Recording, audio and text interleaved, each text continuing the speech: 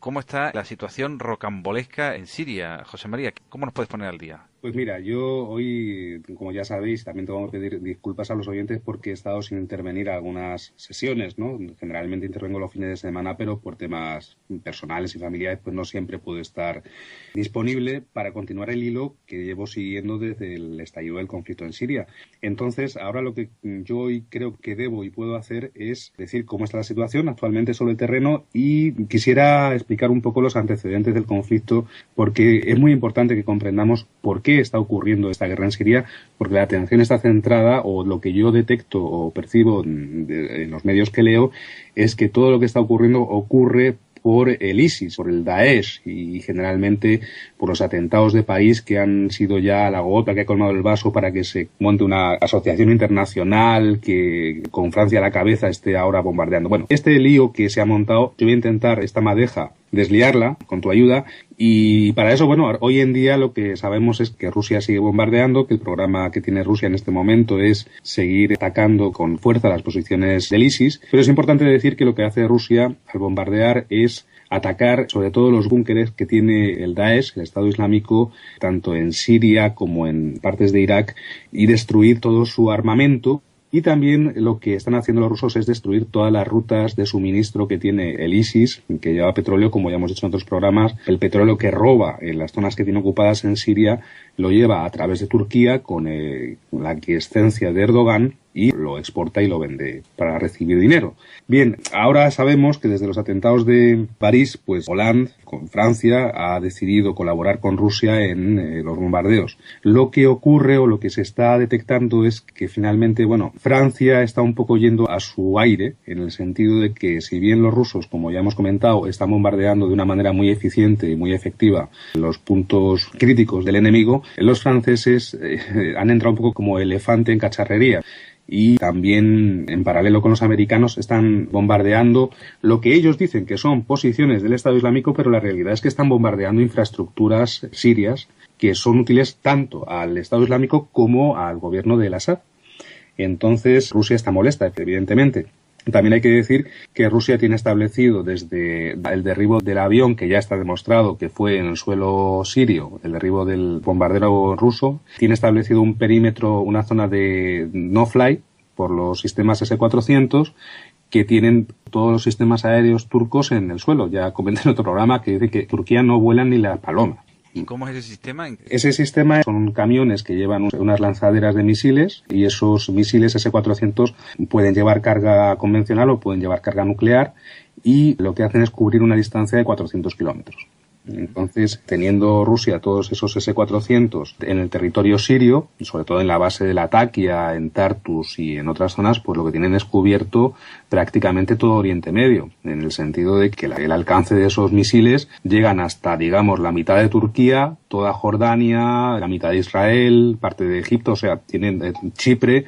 En este momento, en el Medio Oriente, no vuela nadie que no sea ruso o que no esté autorizado por Rusia.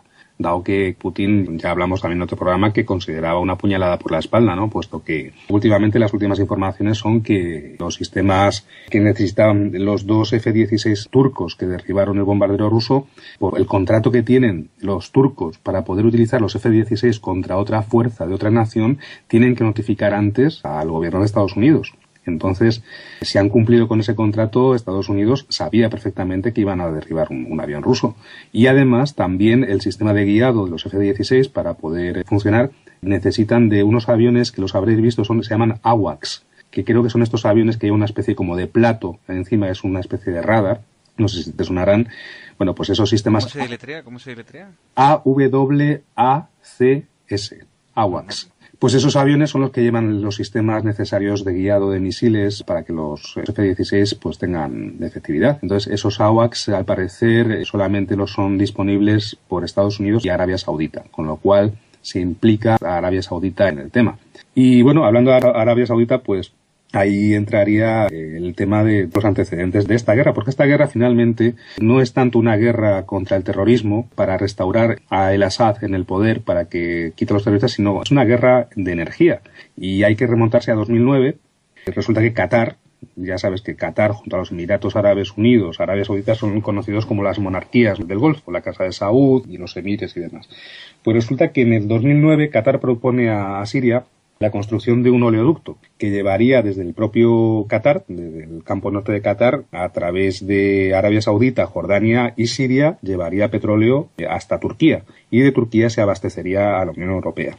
Esta era una proposición que parecía que iba bien, pero llega 2010 y Damasco, pues en vez de elegir esa opción de llevar petróleo desde el sur, desde Qatar, Arabia Saudita, Jordania, Siria, Turquía, decide privilegiar un proyecto de la competencia, que es un oleoducto que llevaría petróleo desde Irán a través de Irak y a Siria también hasta Turquía. Total, que en 2011 se anuncia que ese proyecto es el que ha ganado, se firma un memorándum de entendimiento con Irán en 2012, y es en ese momento, si recordamos bien, cuando comienza el odio al Assad, ¿no? El Assad tiene que irse. Y empiezan a decir que es un dictador cruel, que tiene una población oprimida, y todo parece que parte de esa decisión del gobierno del Assad de primar un memorándum de entendimiento con Irán. Siria no tiene realmente recursos energéticos importantes como para ser un país a dominar, pero lo que sí es un corredor. Es un corredor muy importante, igual que Ucrania, por ejemplo, es un corredor a través del cual pues las tuberías de Rusia, pues Siria es un corredor a través del cual pasarían las tuberías provenientes del sur de Qatar o las tuberías provenientes de Irán. ¿Qué ocurre? Bueno, pues también hay un interés muy importante porque al final esta energía o este petróleo, el gas y todo lo que llevaría esa tubería, pues a quien va a abastecer finalmente es a Europa, a la Unión Europea. Claro. Con lo cual, pues geoestratégicamente la Unión Europea en un principio le da un poco igual de dónde venga la energía mientras pueda mantener un precio razonable, o sea, si viene de Irán bien y si viene de Qatar bien, pero como Europa es esclava de Estados Unidos y los intereses de la monarquía saud, de Qatar y de Emiratos Árabes pues coinciden con los estadounidenses, pues a Bruselas se le presiona para que apoye la tubería de Qatar. Entonces, claro, Bruselas dice en aquel momento que Irán es ideal también para la Unión Europea, puesto que de esa manera evitaría depender de la energía rusa, de Gazprom, ¿no? José María, ¿quién se ha manifestado a favor del petróleo de Irán desde la Unión Europea? Bueno, individuos no conozco, pero sí había, pues supongo que las comisiones que investigan o que toman las decisiones para ese tipo de suministros, pues harían sus estudios y emitirían sus informes favorables tanto a uno como a otro. Al final ya sabes que lo que manda es a la rentabilidad o el precio. Ojalá, porque al final después llega lo que Estados Unidos. Teóricamente, efectivamente, claro, si sale más rentable o si sale más barato. Pero bueno, en un principio parece ser que la Unión Europea no estaba en contra de tener a Irán como suministrador. Lo que pasa es que, claro, que Irán en aquella época, en 2012, ya sabemos que estaba bajo sanciones por parte de Estados Unidos con el tema nuclear. También hicimos un programa con don Antonio en el cual explicábamos el cambio de actitud de los guardianes de la revolución, de Rouhani, que fue el que pasó a ser el jefe de Estado después de Rafsanjani, que fue, si mal no recuerdo, el que sustituyó a Khomeini. O estaba Khamenei en medio, no recuerdo exactamente. Tampoco conozco tanto la realidad iraní, ¿no? Pero el caso es que al final Irán estaba bajo sanciones internacionales y Estados Unidos pues no dejaba a Europa decir, mira, esta gente ha sancionado, parece que van a montar que fue quizás esa la excusa, ¿no?, de tener a Irán, dice que van a convertirse en potencia nuclear cuando realmente no tenía ningún tipo de potencia nuclear armamentística, sino industrial, ¿no? Bueno, al fin y al cabo, pues lo que ocurre es que se intenta rehabilitar un poco a Irán para que sea una fuente clave de energía para la Unión Europea, pero desde el punto de vista de Washington, pues lo que querían era romper esa alianza entre Teherán y Damasco, ¿no?, entre Irán y Siria. Y en última instancia, no solamente Irán-Siria, sino la alianza de Irán y Moscú, porque realmente, claro, también dos estados que son muy amigos y que colaboran son Rusia e Irán. Rusia tiene además a sus ingenieros colaborando en el programa nuclear de Irán y eso a Estados Unidos pues le da muchísima rabia, ¿no? No pueden soportarlo. Con lo cual comienzan con la cantinela que ya conocemos, la que hemos comentado, de váyase señor Assad, ¿no? Sí. ¿Te acuerdas del váyase señor Aznar, váyase, ¿no? Como decía Felipe González, ¿no? Váyase señor Aznar, ¿no? Váyase. Señor González. Señor González que tenía que irse, sí, según el bigote, sí. Pues así están los Estados Unidos y Europa con Assad, váyase. Y es una obsesión que tienen los Estados Unidos. A partir de ese momento es cuando comienzan, o ya había una incubación de, como es normal, eso es lo que sabemos, digamos, o lo que se sabía a nivel público, ¿no?, que había ese tipo de acuerdos o de estudios. Pero claro, por debajo los Estados Unidos, pues, o los servicios secretos y todo este tipo de agregados en las embajadas, pues habían estado trabajando y habían estado, hasta donde yo sé, pues preplaneando junto a la CIA, los servicios secretos de Arabia Saudita y de Qatar, también con colaboración de Pakistán, pues el entrenamiento de todas estas fuerzas que son tan difíciles de distinguir, el yihadismo, Al-Qaeda, Al-Nusrat, o sea, todos estos grupúsculos que al final ya Rusia dejó claro que no había terroristas moderados, ¿no? O árabes moderados, sino que los mete a todos en el mismo saco. Una cosa es que recuerda respecto a las fechas en las que te retrotrae y hace muy bien para ponernos en situación, es que Estados Unidos sí que es verdad que logró armar el famoso Axis of Evil, ¿no? El famoso eje del mal, sí, en el que estaban muy claramente representados los enemigos, sí, y ahora realmente no está tan claro. Los Estados Unidos no tiene esa hegemonía, no ha impuesto esa interpretación de la realidad, porque claro, Rusia está captando su propia interpretación, está captando a otra... Sí, y además no solamente porque es que además ya nadie se lo cree, o sea, el error de Estados Unidos, o quizá en su momento el eje del mal, que era, quiero recordar, Saddam Hussein, Gaddafi, incluían a Assad, pero Assad era el más discreto, lo incluían, pero no se hacía tanta incidencia en ese personaje. Se incidía más, si mal no recuerdo, creo que era Saddam Hussein, Gaddafi, y no sé si... ¿no? Efectivamente, y el egipcio, Hosni Mubarak. Mubarak, sí. Sí, aunque Mubarak era amiguete, ¿no? Pero bueno, pues al final lo que yo creo que ha ocurrido es que todo el mundo, o el ciudadano normal de la calle, ha visto que todos esos maléficos dictadores, una vez ahorcados o ajusticiados, como Hussein y como Gaddafi, han dado paso a regímenes todavía peores. Lo que hay es un imperio del caos, un dominio del terror, del terrorismo, una falta de respeto a los derechos humanos peor de la que había bajo los regímenes aquellos, con lo cual el eje del mal que Estados Unidos tanto predicaba, pues el ciudadano dice, bueno, pues de Guatemala a Guatepeor, están peor, con lo cual ya no pueden jugar esa carta a los Estados Unidos, sino es que son dictadores malísimos. Son muy malos, pero por lo menos tenían la situación controlada. Bueno, y dicho lo anterior, para no perder el hilo, el gasoducto aquel que comentaba que habían propuesto tirar desde Irán, Irak, Siria, no solamente era inaceptable por lo que hemos comentado, sino también porque abandonaría el petrodólar como divisa. El pago de ese suministro se haría en una cesta de monedas que incluiría el yuan, el rublo y no incluiría el dólar. Con lo cual también eso afecta muchísimo a Estados Unidos como emisor único de moneda y a las monarquías del Golfo como poseedores de los petrodólares. Eso también molestó muchísimo y también animó a que se montara esta guerra. ¿Qué más puedo decir? Bueno, el papel clave en todo eso, porque hemos hablado de la procedencia de la energía, pero claro, lo que llaman los ingleses el hub, el centro, la encrucijada por donde pasa todo ese suministro, que es Turquía. Y claro, en Turquía tenemos Erdogan. Fíjate, por ejemplo, los grupos de presión que tienen tanto Qatar como los Emiratos Árabes Unidos, se me viene ahora a la cabeza un ejemplo. Tú vas a ver al Barça y llevan la camiseta de Qatar, y vas a ver al Madrid y creo que llevan la de Emirates. No estoy seguro, pero vamos, son los grupos de poder y de presión y económicos en Europa, y las monarquías del Golfo son muy fuertes, con lo cual tiran mucho de ese proyecto del gasoducto o del oleoducto que vendría desde Qatar. Entonces, bueno, contando con eso y con la presión de Estados Unidos y demás, pues el papel que tendría Turquía en medio, pues es simplemente de paso y de regulación de ese crudo. ¿Qué ocurre? Que al ser Turquía, pues un país completamente corrupto, dirigido por un loco como Erdogan, pues realmente ha estado jugando a dos bandas. O sea, ha estado manteniendo buenas relaciones, en teoría, con Rusia. ¿Te acuerdas que había proyectado, cuando surgió el conflicto de Ucrania y la Unión Europea, además, presionó a Bulgaria para que no aceptase la conexión del gasoducto de Rusia bajo el Mar Negro con las costas de Bulgaria? Pues puso a Turquía como país de tránsito para el gas que venía tanto de Rusia como de Irán, porque ese gas que vendría a Turquía no solamente venía a Rusia. Claro, es que hay que tener en la mano un mapa de gasoducto. Sí, sería interesante que todo el mundo que estuviera escuchando este audio tuviera un mapa delante si es posible, porque es mucho más interesante y se comprende mejor si se ve así. Claro, es que la dificultad que tenemos en la radio es esa, que no somos capaces de dar imágenes, porque son cosas que hay que explicar con mapas. Realmente es muy complicado, cuesta muchísimo trabajo comprender, hombre, a no ser que seas un licenciado en geografía, ¿no? Y tengas muy claro, una persona con una cultura mínimamente normal, que sepas más o menos dónde está cada país y por dónde pasa cada oleoducto, pues es muy difícil hacerse la idea. Sí, todo lo que estás explicando, por ejemplo, es el conducto que va desde Qatar hasta Turquía, evidentemente ahí está Siria. Y claro, es que Turquía, como tú acabas de decir, es la interconexión de todo esto. Y ahí ha estado jugando, ¿no? Según nos cuentas, ¿no? Ha jugado... Y ahí ha estado jugando Erdogan, y ha estado jugando con Rusia y ha estado haciendo creer a Rusia que iba... Además, bueno, ahora el centro de tránsito que es Turquía, el gasoducto aquel que iban a montar a través de Turquía, no está cancelado, como se ha dicho, está suspendido.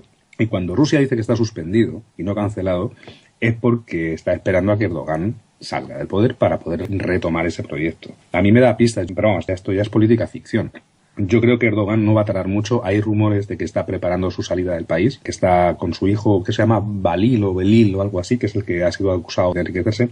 Hay rumores de que está preparando su salida del país. Pero bueno, eso vamos a dejarlo a un lado y vamos a centrarnos en el tema del gasoducto, porque hay otra circunstancia, que en el Mediterráneo Oriental, cerca de la costa de Siria, pues se ha descubierto unos yacimientos bastante grandes de gas natural también, con lo cual Siria toma no ya solamente el papel de tránsito, sino también de costa más cercana a yacimientos importantes de gas que conectarían pues, a tubería turca para dotar de gas a Europa. ¿Eso que está entre Chipre y Siria? Sí, exactamente. Esos yacimientos que se han estado ahora descubriendo, no sé exactamente el emplazamiento, pero tengo entendido que están junto a las costas de Israel, de Siria y justo entre Chipre y esas costas.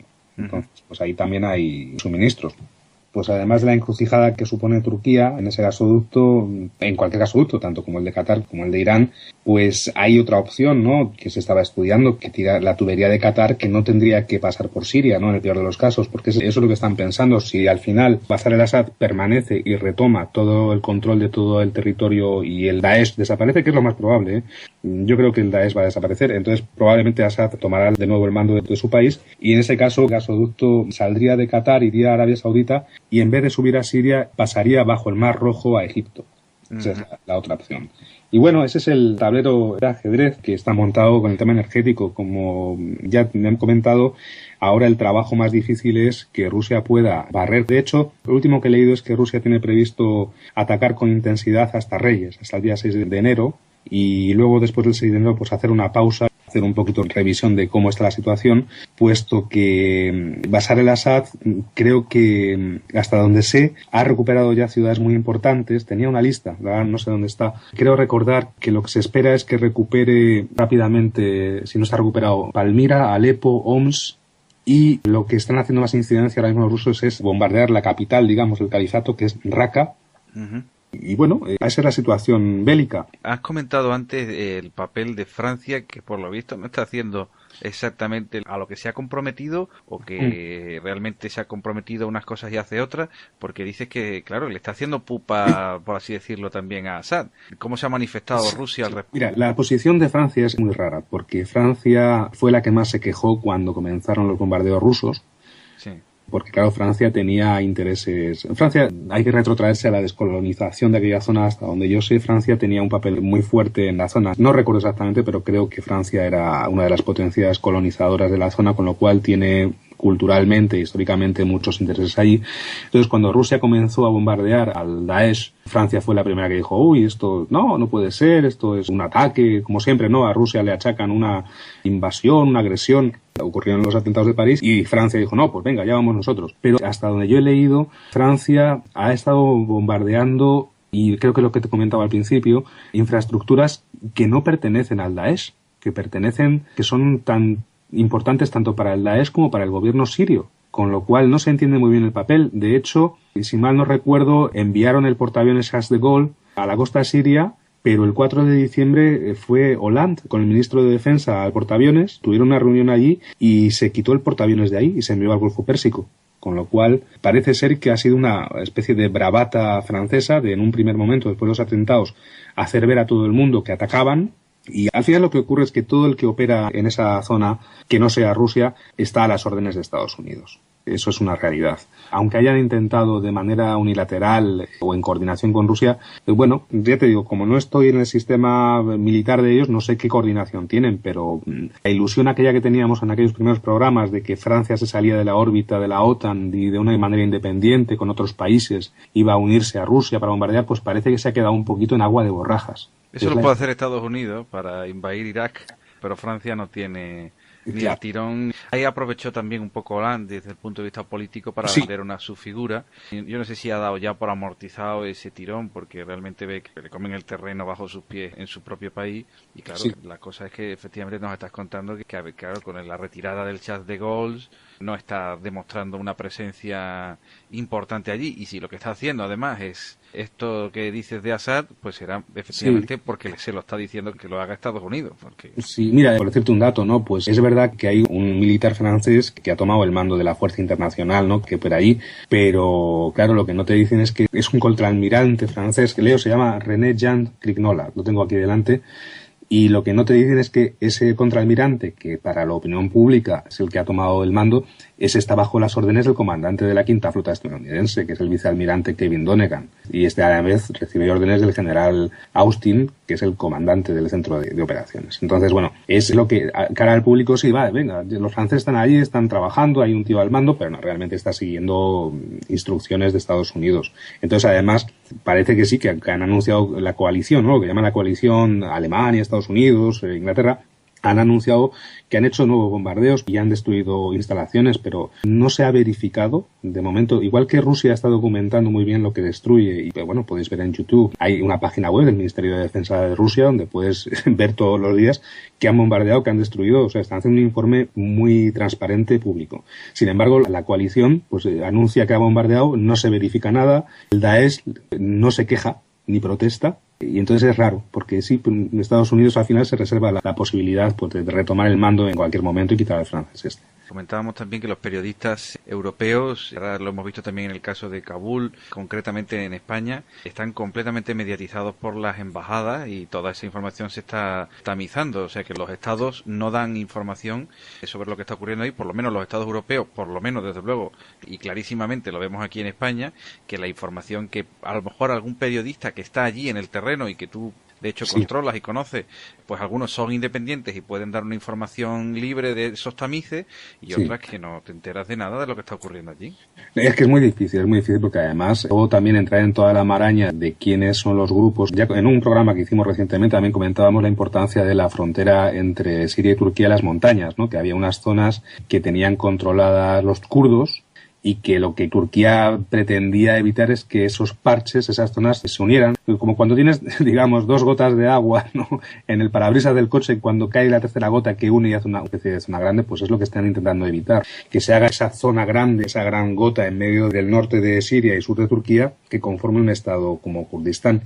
¿Quién hay ahí actuando? ¿Qué grupos hay? Porque las alianzas entre esos grupos pueden durar desde horas hasta meses. Son tribus que cada uno es de su padre y de su madre, que unos son chiitas, que otros son kurdos, que otros son... Entonces, claro, es una zona muy volátil, por utilizar un término bursístico. Pues no se sabe exactamente. Lo que sí está claro es que Rusia intenta facilitar el cierre de esa frontera y eso solamente se lo garantiza la unión de los kurdos, que se unan y que no permitan el tránsito, sobre todo de lo que nutre de dinero al Emirato Islámico, que es la venta del petróleo robado. Pero la unión de los kurdos es una cosa que todavía está muy en el horizonte, ¿o cómo lo ves tú? Porque realmente... Bueno, es que también dentro de los kurdos hay varios tipos. Hay un partido kurdo que es el YPG, creo recordar, que son de extrema izquierda y quieren un estado kurdo a lo Mao Zedong, ¿no? Entonces, claro, esos pueden ser útiles en un principio para frenar al Daesh, pero a nadie le interesa que se monte un estado tipo Corea del Norte árabe en esa zona.